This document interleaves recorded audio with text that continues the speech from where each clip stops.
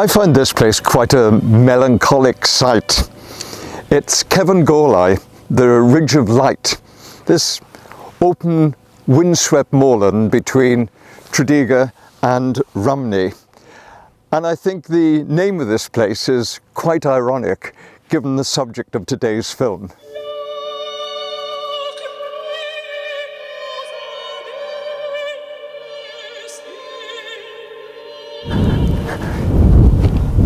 If you want social history writ large on the landscape, well, this is the place to visit. It's so important because here we get an opportunity to gain a little understanding of what life and death was like for the thousands of people who flooded into South Wales in the 19th century.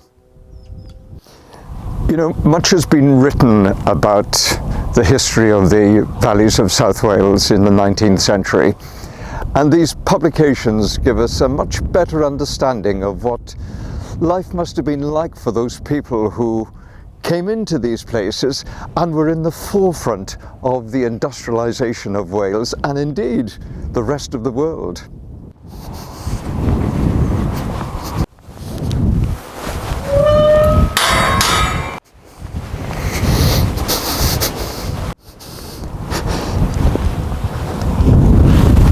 But it's at here, this really well-preserved gravestone, that we get an insight into the harshness of life.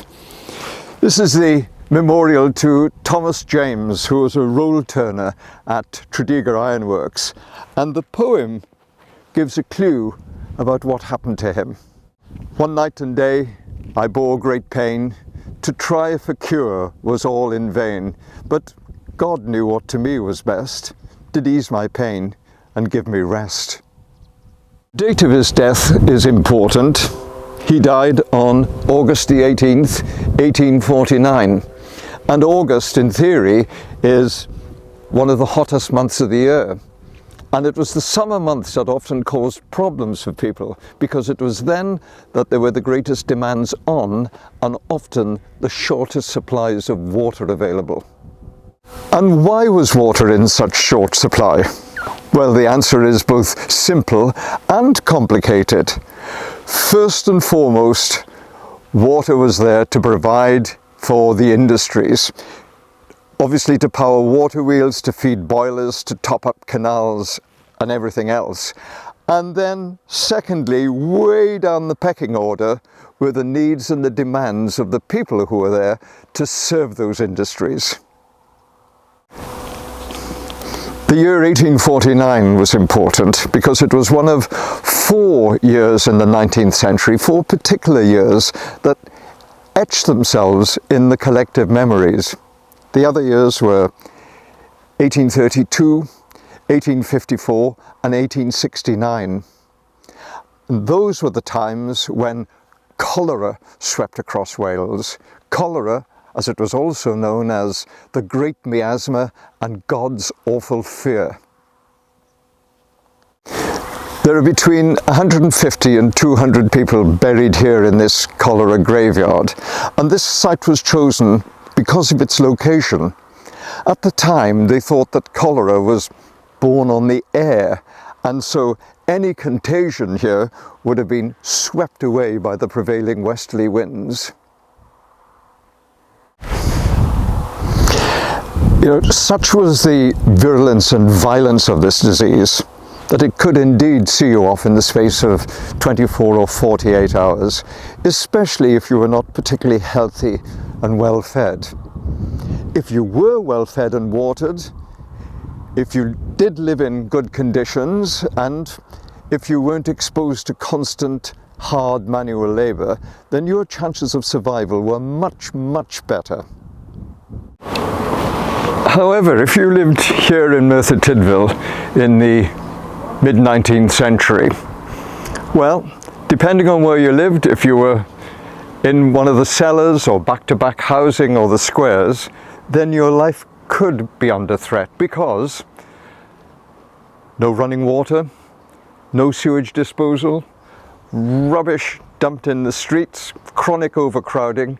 They were the perfect conditions for disease and degradation. Although in contrast, many of the contemporary reports spoke about the cleanliness of the interiors of the houses, no doubt like these behind me, because here, of course, the individual or the families could control their environment, but out in the streets, anything went. It really was filth and decay. A doctor described a typical scene in 1853. This is what he wrote. It's quite a long quote. "I can hardly expect credence for such facts as the following, yet it's perfectly free from exaggeration. I saw a young woman filling her pitcher from a little stream of water gushing from a cinder heap, the surface of which was so thickly studded with alvine deposits that it was difficult to pass without treading on them, in some of which I saw intestinal worms, and the rain then falling was washing the feculent matter into the water which the girl was filling into her pitcher, no doubt for domestic use." Little wonder then that in 1851 it was estimated that the average life expectancy in this town was just 17.5 years of age.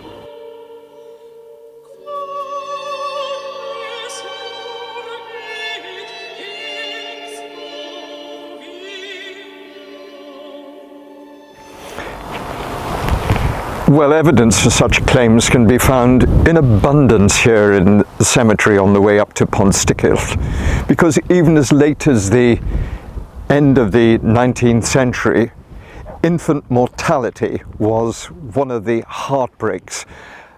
And many of these gravestones here are like mini essays in human tragedy. But thankfully changes did take place from the mid-19th century onwards, particularly through the work of reformers and doctors in the town. There were a real wonderful group of doctors here. One especially was so well revered. He was Dr. T.J. Dyke, who served the town for getting on for 60 years. The main game changers, of course, the provision of fresh, clean water supplies and the adequate disposal of sewage and waste. And these reservoirs really are a tribute to the work of reformers, engineers, and hundreds of others who worked so closely together to build these incredible life support systems. I know when the water bill comes through the letterbox, you always think, oh, crumbs, another bill. But I think about the consequences of not having fresh water on tap.